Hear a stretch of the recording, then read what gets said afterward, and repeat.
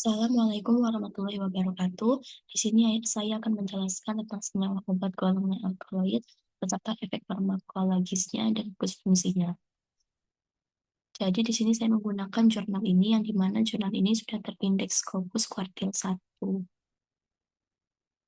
Kuartil 1. Baik, di sini senyawa obat yang saya gunakan adalah quinidin. Di sini dijelaskan, baik sebelum itu saya akan menerjemahkan jurnal ini terlebih dahulu ke bahasa Indonesia, yang dimana ini sudah diterjemahkan supaya lebih mudah dipahami. Di sini eh, dijelaskan bahwa quinidin ini dia adalah obat anti aritmia kelas 1. Namun ternyata quinidin ini mempunyai beberapa efek samping seperti pada contohnya ini ada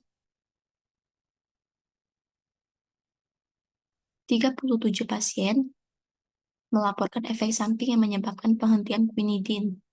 Salah satunya contoh efek sampingnya itu ada diare, mual, ketidaknyamanan perut, atau muntah.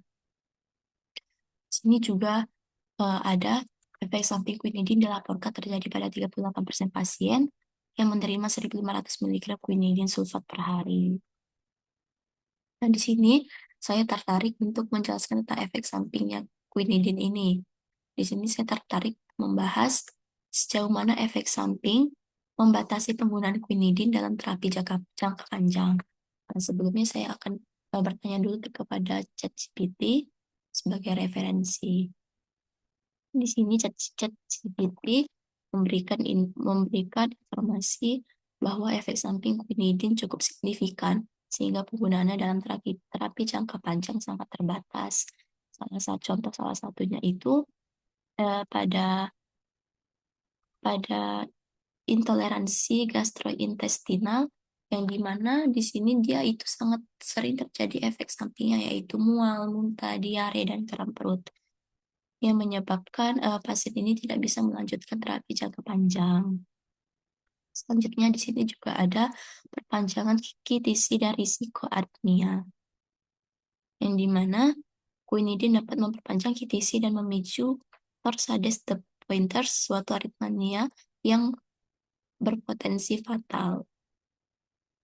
Nah, setelah itu saya mencari jurnal pembanding yang membahas tentang efek samping dari quinidin ini.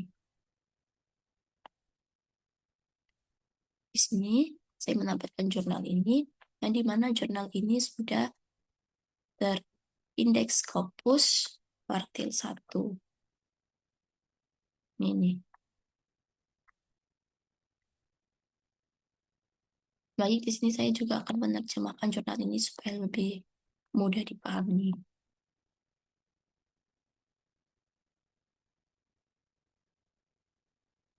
Di sini ada dijelaskan tentang efek samping dan penghentian quinidin bahwa efek samping dan penghentian quinidin itu sering terjadi, yang dimana efek samping berikut terlihat pada efek samping gastrointestinal, perpanjangan QT, ruam, trombositopenia, dan efek samping visual.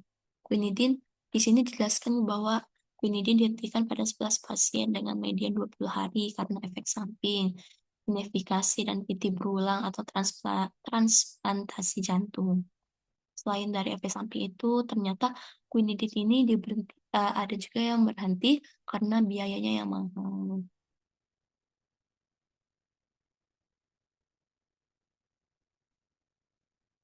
Penggunaan kombinasi amiodaron dan quinidin tidak berhubungan dengan tingkat penghentian yang signifikan dibandingkan dengan kohort keseluruhan.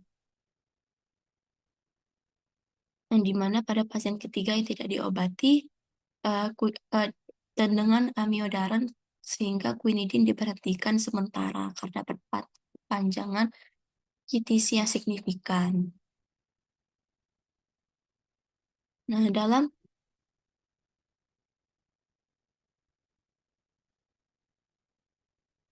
secara umum, terapi quinidin ini memang kurang ditoleransi dan jarang efektif.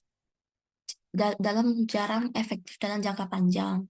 Pada pasien yang mengalami RAVT, quinidin memiliki efikasi yang belum pasti dalam mencegah shock berulang atau menjembatani terapi lain.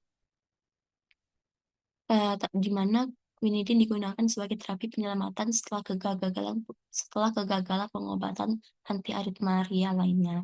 Jadi di sini quinidin ini hanya digunakan sebagai terapi jangka pendek, bukan untuk terapi jangka panjang karena adanya beberapa efek samping dari quinidin ini.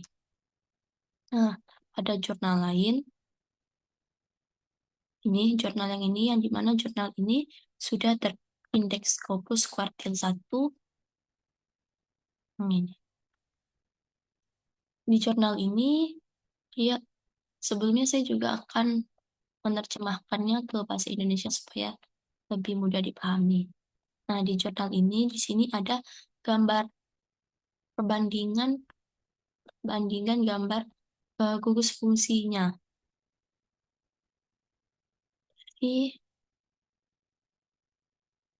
ini gugus fungsi dari quinidin yang kiri dan dihidroquinidin yang kanan. Mana setelah dilihat lebih jelas lagi, perbedaan utama quinidin dan dihidroquinidin ini sudah terhidrogenasi jadi alkana. Jadi perbedaan utama gugus fungsi antara quinidin dan dihidroquinidin adalah pada ikatan rangkapnya, yaitu alkena ikatan rangkap 2 dan alkana ikatan rangkap 1. Jadi walaupun inti farmakofor yang sama, yang dimana cuma hanya ada perbedaan di kata rangkapnya ini, tapi ini bisa mempengaruhi cara molekul berinteraksi dengan kanalian. Artinya, aktivitas biologis dan efek samping bisa berbeda. Baik, sekian penjelasan dari saya. Bagi saya mohon maaf dan saya akhiri. Wabillahi taufiq wal hidayah. Wassalamualaikum warahmatullahi wabarakatuh.